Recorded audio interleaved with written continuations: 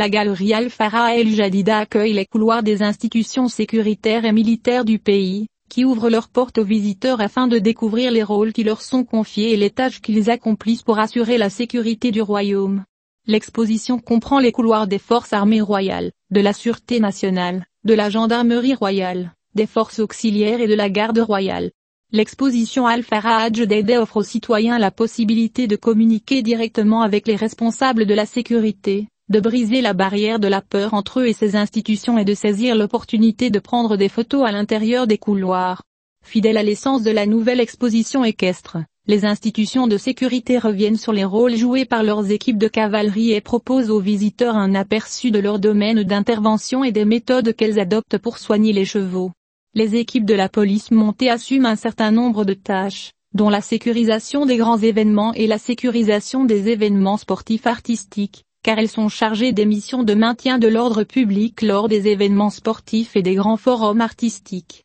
Les missions des équipes de cavalerie de la Sûreté nationale visent à assurer la sécurité de la population en surveillant les lieux difficiles d'accès pour les voitures et les vélos, tels que les sites touristiques, les parcs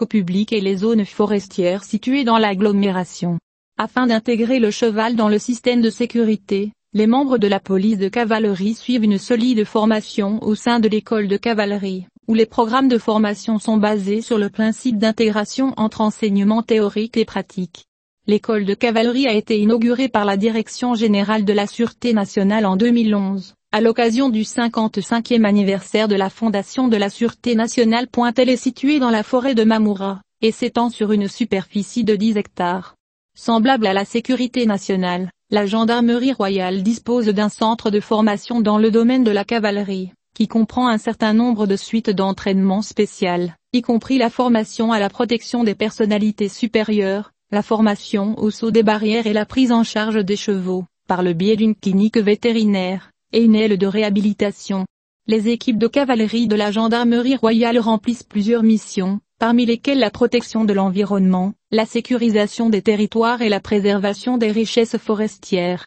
Outre la Sûreté nationale et la gendarmerie royale, les forces auxiliaires ont pour mission de contribuer au maintien de l'ordre public et de la sécurité publique sur l'ensemble du territoire du royaume, ainsi que d'apporter diverses formes d'aide et d'assistance à la population en cas de peste ou de catastrophe naturelle. Les équipes de cavalerie des forces auxiliaires assurent les missions de maintien de l'ordre et de la sécurité publique, de lutte contre l'immigration clandestine, de protection des lieux sensibles et des sites touristiques, de prévention des incendies de forêt et de préservation de l'environnement, de contribution à la préservation et à la sécurisation des grandes manifestations, et de lutte contre la criminalité. Les divisions de cavalerie des forces auxiliaires sont appelées magasins de cavalerie mobile, et chaque unité est supervisée par un cadre du corps des inspecteurs supérieurs ou du corps des inspecteurs, et comprend des pelotons supervisés par un officier de cavalerie ou un auxiliaire supérieur. Chaque peloton est divisé en équipes d'intervention ou cavalerie, encadrées par un sous-officier, et elles sont harnachées dans les différentes régions et ouvrières du royaume.